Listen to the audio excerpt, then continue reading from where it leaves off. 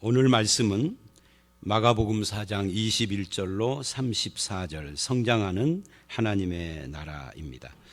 계속되는 비유죠. 우리가 어제는 씨 뿌리는 비유를 봤고요. 오늘 말씀은 21절로 25절 그리고 26절로 29절 30절 이하 이렇게 세 단원 또는 네 단원으로 나누어집니다. 21절로 25절 그 중에 21절로 23절을 보면 등불 이야기가 나와요. 사람이 등불을 가져오는 것은 말 아래나 평상 아래 두려 함이냐 등경 위에 두려 함이 아니냐 하는 말은 반문이죠. 등경 위에 두려고 등불을 가지고 온다. 평상 아래 두는 그런 어리석은 짓은 하지 않는다. 그러면서 드러내려고 하지 않고 숨긴 것이 없고 나타내려 하지 않고는 감추인 것이 없느니라. 들을 귀 있는 자는 들으라. 이렇게 말을 합니다. 여기서 이 등불은 하나님 나라와 그 복음을 이야기하는 겁니다. 이 등불을 위에 두듯이 하나님 나라와 그 복음은 명백하게 드러난 것이다. 그런 뜻으로 이 말씀을 하는 거죠. 예수님의 비유도 신비스러운 비밀이 아닙니다. 특별한 사람만 깨닫는 것도 아닙니다. 나만 깨달았다라고 말하는 것이 신천지잖아요. 그런데 이 말씀은 그런 의미가 아니라 나만 깨닫고 나만 해석할 수 있다는 것이 아니라 이 하나님 나라의 복음 비밀은 다 드러나 있다. 문제는 무엇이냐면 들을 귀가 있느냐 없느냐 하는 이것이 문제다 하는 것을 말하고 있는 겁니다. 우리가 하나님의 말씀을 들을 때 그것이 들려진다, 이해가 된다, 믿어진다는 것은 엄청난 축복이다 하는 것을 이 말씀을 통해서 우리가 알 수가 있는 거죠. 그리고 또 이렇게 이야기를 합니다. 24절 이하에 또 이르시되 너희가 무엇을 듣는가 스스로 삼가라. 너희 헤아리는 그 헤아림으로 너희가 헤아림을 받을 것이며 더 받으리니 있는 자는 받을 것이고 없는 자는 있는 것도 빼앗기리라 이야기를 합니다. 중요한 것은 씨를 받는 땅처럼 어제 비유에서 나온 하나님의 진리를 받는 태도, 이게 문제다 하는 거죠. 여기서 헤아린다 하는 것은 이해한다, 판단한다. 그래서 이해하고 판단해서 듣는 태도를 말하는 겁니다. 말씀이 너무 흔하기 때문에 소홀히 하거나 또는 왜곡된 정보 때문에 잘못 듣는 일들이 많다는 것을 말하고 있는 겁니다. 하나님의 말씀 또는 비유를 자기 멋대로 해석하지 않고 바르게 해석해야 된다 하는 그런 의미에서 이것을 말하고 있는 거죠. 그래서 24절에 너희가 무엇을 듣는가 스스로 삼가라. 그러니까 듣는 것 자체를 분별하라는 뜻이죠. 아무거나 막 받아들이고 듣고 하면은 안 된다. 그러니까요, 너무 어떤 이 성경 지식이나 또는 새로운 정보나 이런 것에 너무 목말라 있어서 여기도 기웃하고 저기도 기웃하는 이런 태도는 옳은 태도가 아닙니다.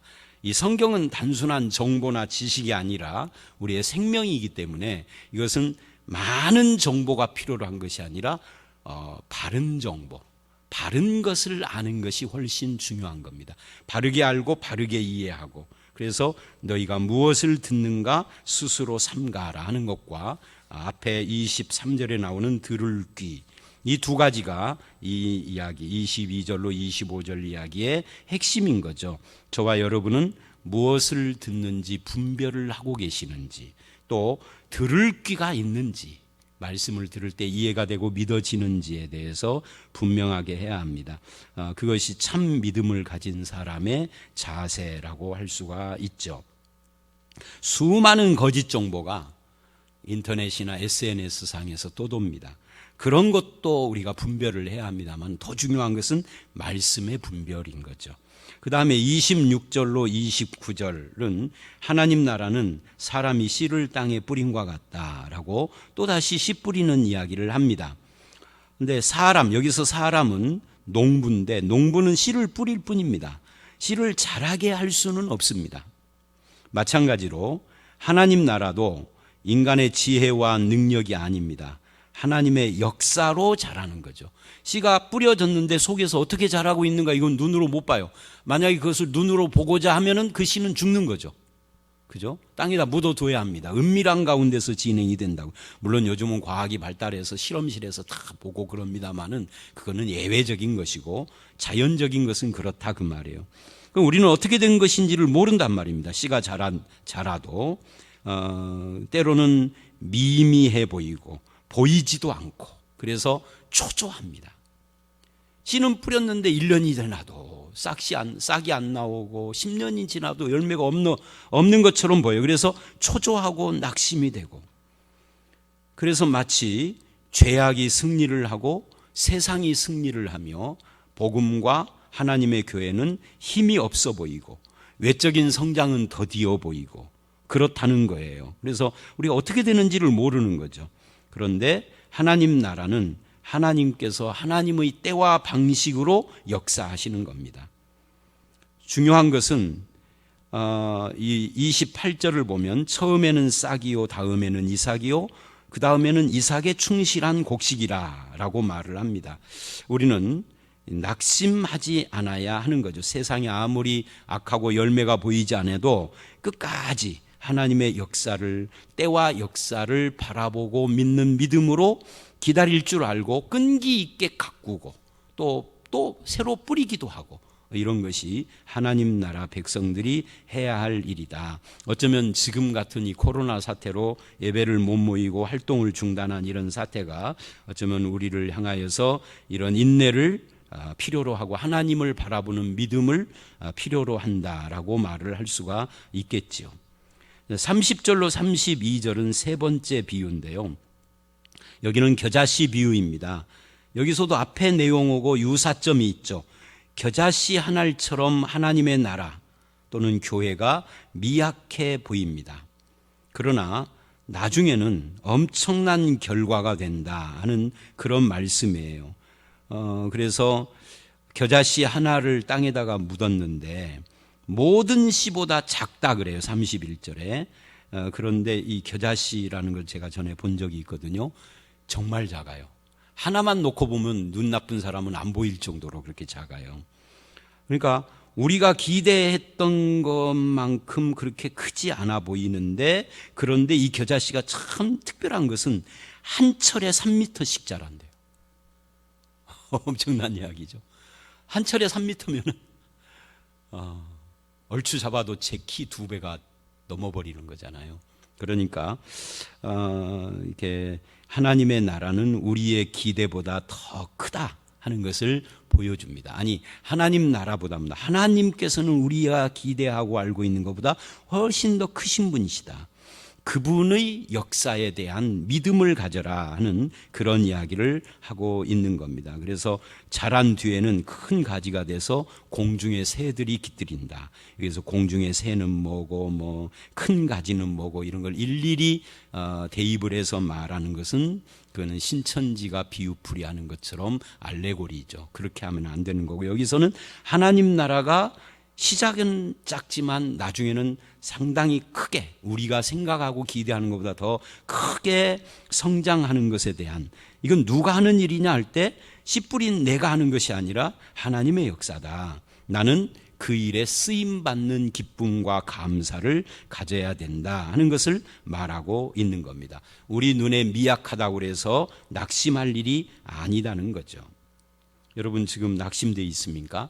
하나님과 하나님의 나라의 역사를 기억하시고 하나님의 말씀 속에서 낙심을 이기고 소망과 기대를 가지시기를 바랍니다. 마지막으로 33절 34절은 이제 이 비유에 대한 결말이에요. 예수께서 이러한 많은 비유로 알아들을 수 있는 대로 말씀을 가르쳤다 그래요. 이 말씀이 참 귀해요. 주님은 사람들이 알아들을 수 있도록, 방법이죠. 또 알아들을 때까지 태도이시죠. 가르쳤습니다. 얼마나 온유하신 분이에요. 어떤 집단이 말하는 것처럼 이것을 알아듣고 이해하려면 막 성경을 비틀어야 되고 우리에게 와서 뭐를 새롭게 배워야 하고 그런 것이 아니라 이 말씀 자체가 알아들을 수 있는 대로 말씀을 가르쳤다라고 말을 해요. 그래서 가르치는 사람은 가르침 받는 사람들이 무지하다고 비웃거나 쉽게 포기해서는 안 됩니다. 특히 주일학교 교사나 구역장 인도자들이나 목회자들은 이 예수님의 태도를 좀 배워야 할 필요가 있죠. 또 비유가 아니면 말씀하지 않고 다만 혼자 계실 때 제자들에게 모든 것을 해석했다. 그러니까 주님이 제자들을 얼마나 사랑하셨는가 하는 것을 보여주고 있는 겁니다. 못 알아들으면은 제자들에게는 특별 과외를 시켰다 그런 말이잖아요. 이 일을 지금은 누가 하는 겁니까? 일단은 목회자들이나 이런 그 세우신 지도자들이 하고, 또 목회자들이 다 할 수 있는 것도 아니에요. 결국은 누가 하는 것이냐면 이 일을 성령께서 하시는 겁니다. 성령의 조명. 성령이 오시기 전에 예수님이 이 땅에 현존하실 때는 예수께서 그거를 하신 거죠.